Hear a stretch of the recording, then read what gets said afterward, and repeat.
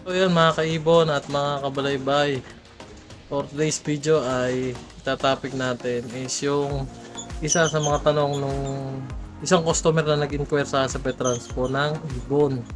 So ang tanong niya is yung about sa ginagamit para makatulong sa pagpapa-itlog ng ating mga breeder na ibon dito sa ating ibonan. So i-share ko sa inyo kung ano yung mga ginagawa ko dito sa ating ibonan. So medyo matagal po tayo hindi nakapag-upload, ngayon lang tayo uli meron ng free time. So bago natin umpisan yung ating vlog, ipasok natin yung ating intro. Let's go!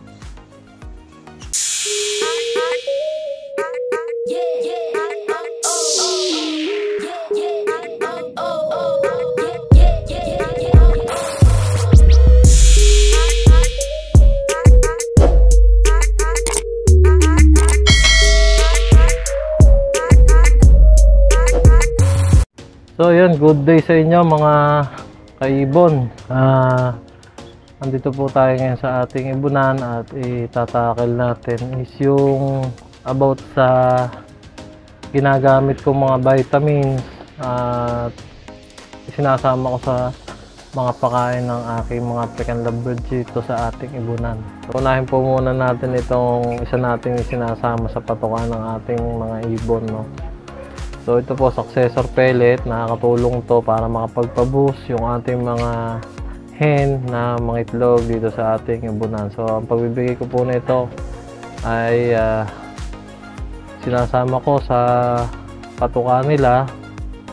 Bale 5 pieces to 10 pieces po ang sinasama ko sa pakainan nila kapag po tayo ay nagpapakain dun sa ating mga ibon sa umaga. Ayan po. So ayan, mabibili nyo naman po ito sa mga poultry supply, ano.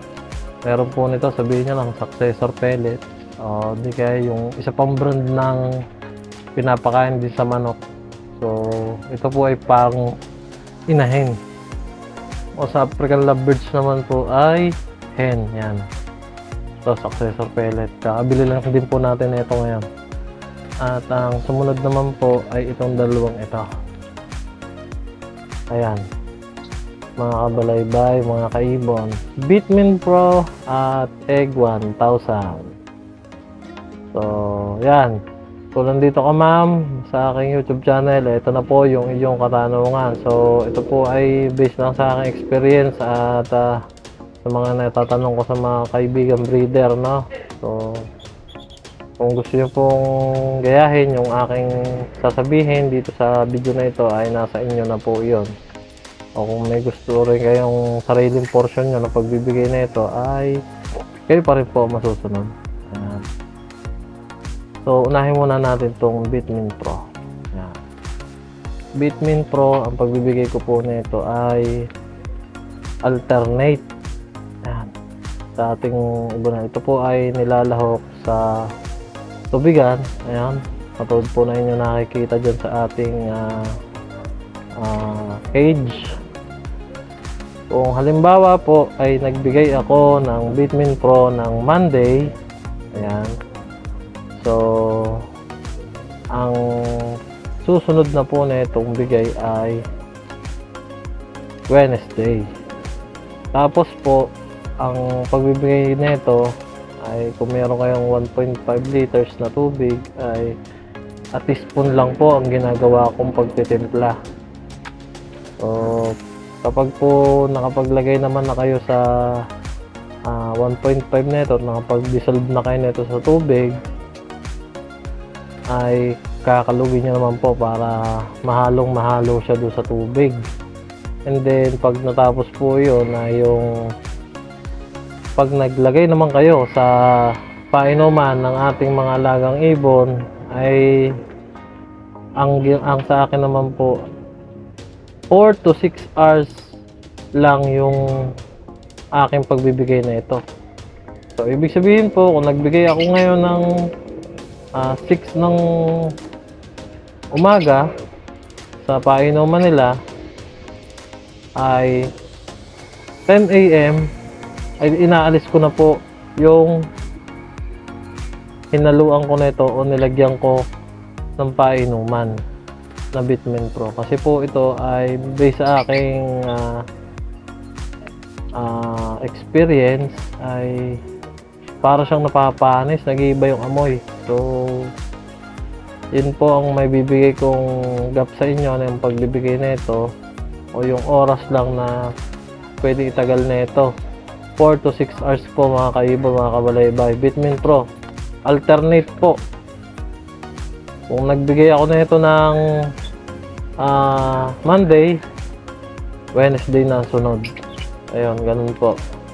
Tapos po ito namang isa, ganun din, same procedure lang din, egg 1,000.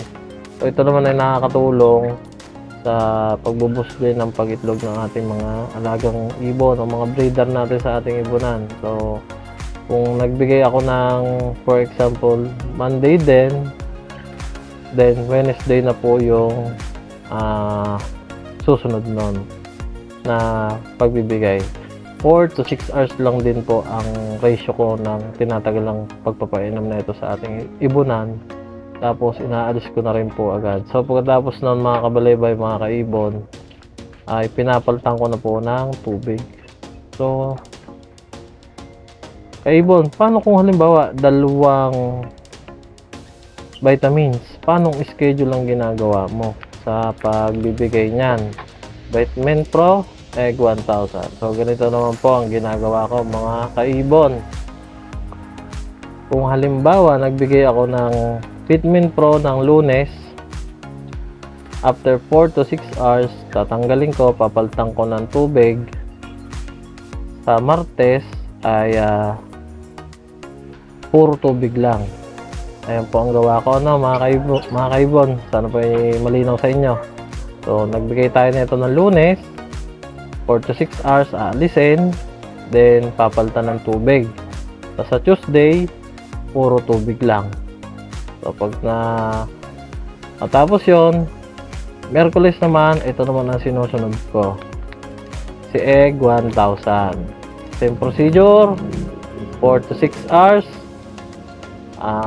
Ang gap ng pagbibigay, pagka naka 4 to 6 hours na, aalisin uli, balik na lalagyan ng tubig, tapos Thursday na ay puro tubig ulit. So alternate po. Sana po ay malinaw sa inyo yung aking pag-explain dito sa ating ibonan, no? Yan po. Ito po yung ating ginagamit sa ating ibonan. Itong tatlong ito. Ayan. Sana po ay malinaw sa inyo. So itong si Successor Pellet ay 5 to 10 pieces lang po. Huwag niyong dadamihan mga kaibon. Kasi baka naman manabano yung ating mga alagang ibon at hindi na mag-itlog. So, ayun po. Sana ay malinaw na doon sa ating isang customer sa Pet Transpo na nagtatanong dahil nagpa-deliver siya sa atin ng African Lovebirds. So, medyo busy po kasi tayo kaya ngayon lang ulit tayo nakapag-upload ng video. So galing po ako nung nakaraan sa Obando, Bulacan. From Los Baños, Laguna ay nagpe-transpo tayo ng African Lovebirds to Obando, Bulacan. So bali sa tansya ko na sa 50 pieces na African Lovebirds yung ating na-deliver. Ayan. So dito naman sa ating ibonan natin ng back-to-back Mauve Opa Postpaid Follow ay nangitlog na po. Ayan, may itlog po sila dito na natin mga kabalaybay, silipin natin. May itlog po sila dito na 3. Ito natin mga kabalaybay.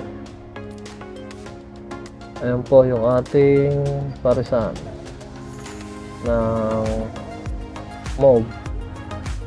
May itlog na po yan, 3 mga kabalaybay. Tapos yung iba nating parisan dito ay naghahakot na itong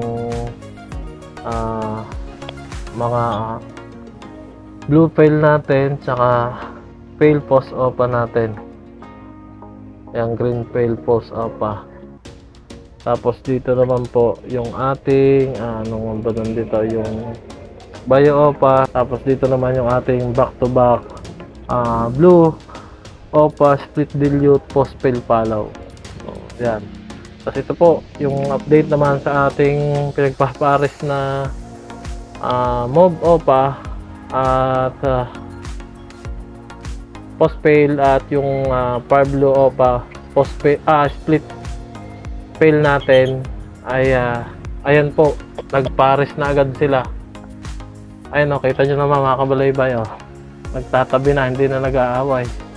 So diba do sa last video natin sabi natin abutin to ng ilang buwan. Nakitaan ko po ng sign na nagtatabi na sila, no? Nagpapasubo yung hen dito sa ating par blue OPA split fail natin yan. So ayan po mga kabalaybay, mga kaibon, sana po ay yung ating na-share na video for today ay may makuha kayong tips at nasa inyo na rin po kung gusto nyong gayahin yung aking ginagawang routine sa pagbibigay na itong Egg 1000, Bitmin Pro at Successor Pellet dito sa aking ibunan. Ayan po. Mga ka-ibon, update ko na rin kayo dito sa ating mga pahinakay dito. Lalaki na rin nila. Ayan po, yung anak ng ating, ito yung anak ng ating MOV OPA post-fail. Tapos yung kapares na dating green OPA post-fail. Ayan po, yung MOV na pong yan ay yung nanay. Tapos itong bio na ito, ay ang magulang na ito ay yung nandito natin. Ayan. Ito po, tsaka ito ay magkapatid. Tapos ito yung anak ng ating bio. At ito yung galing naman sa kabuyaw na hinanpid din natin. Ayan po, hanpid yan, no? Maamo. So, yun lang mga ka-ibon, mga kabalaybay. Sana po ay may na-share ako at natutunan kayo doon sa ating pong video for today. At doon naman po sa mga nag-i-inquire sa akin sa Pet Transpo, ayun, chat, ilalagay ko po dito yung aking FB page. Ayun po, para kung sakaling kailangan nyo ng Pet Transpo ay pwede nyo po akong kontakin sa aking messenger. Ayan. So yun mga kabalaybay, dito ko na po tinatapos yung ating vlog for today. Maraming salamat sa walang sawang pagsuporta dito sa ating YouTube channel. Road to 800 subscriber na po tayo. Please like, share, and subscribe. Mistisong Mangyan at peace.